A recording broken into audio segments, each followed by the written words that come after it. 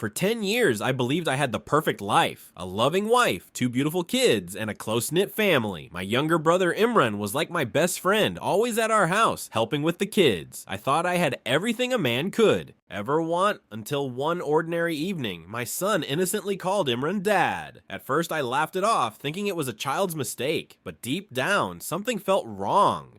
That one word planted a seed of suspicion in my heart, one that would soon destroy everything I thought I knew. After that day, I started noticing small changes in my wife, Hina, late night work calls, secretive smiles when texting, and sudden arguments over little things.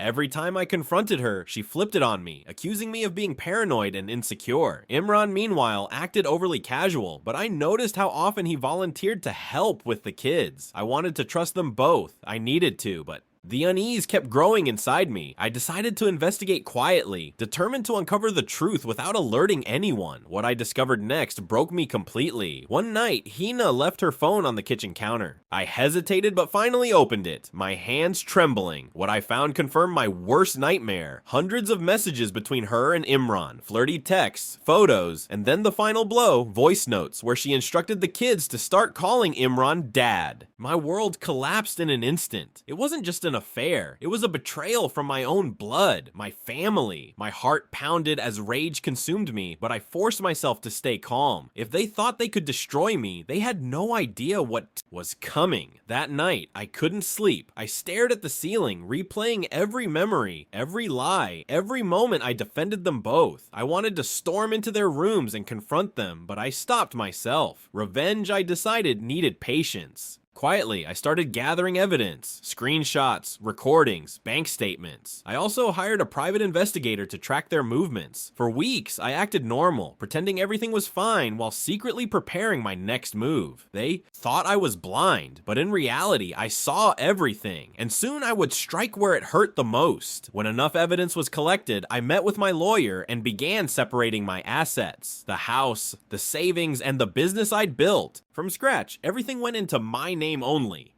Meanwhile, I booked a family trip to reconnect, pretending to forgive Hina for our recent fights. She agreed eagerly, unaware that this trip would set the stage for my revenge. On the last night of the vacation, I left the kids with my parents called Imran to our hotel room and confronted them both together. What happened next left them speechless. I tossed the printed screenshots and recordings onto the bed. "Explain this," I said, my voice cold and steady. Hina froze, her face pale, while Imran stammered nonsense. When they realized I knew everything, Hina burst into tears, begging me to forgive her, claiming it was a mistake. Imran couldn't even look me in the eye. I said nothing. Instead, I pulled out the legal papers I'd prepared, divorce documents and custody agreements. "Sign them," I ordered. "Everything's already in motion. You've both made your choices. Now live with the consequences." Within a month, the divorce was finalized. Hina walked away with nothing. No house, no money, and no custody. Imran thought he'd won by being with her, but the reality hit fast. I made sure everyone in the family knew the truth. My parents cut him off completely, our relatives disowned him, and his career crumbled after I exposed his betrayal to his boss, who happened to be my friend. Hina and Imran moved into a small rented flat, struggling to make ends meet. The kids stayed with me, safe and happy, knowing exactly who their real father was. Weeks later, Hina started calling me non-stop, crying that Imran had changed, that he wasn't the man she thought he was.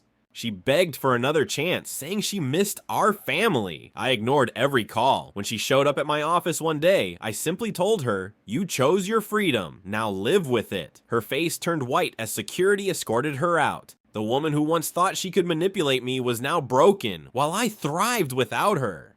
My silence was more painful than any words I could have spoken. I rebuilt my life from the ground up.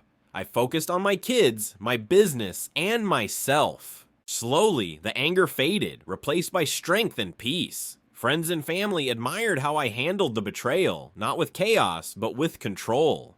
I never raised my voice, never sought physical revenge. I simply removed everything they thought they could take from me. My kids no longer ask about Hina, and I've surrounded them with love and stability. I learned the hardest lesson of my life. Sometimes, the best revenge is living better than they ever imagined. Today, when I look back, I feel no pain, only pride. They tried to destroy me, but I came out stronger than ever. Hina and Imran are still together, but miserable, constantly fighting and struggling financially. Meanwhile, I've built a life filled with success, happiness, and peace. My kids thrive. My business flourishes, and I sleep soundly every night. The sweetest part? I never had to scream, threaten, or hurt anyone physically. I let their choices destroy them while I focused on myself. Revenge didn't require violence. It required patience, and I won completely.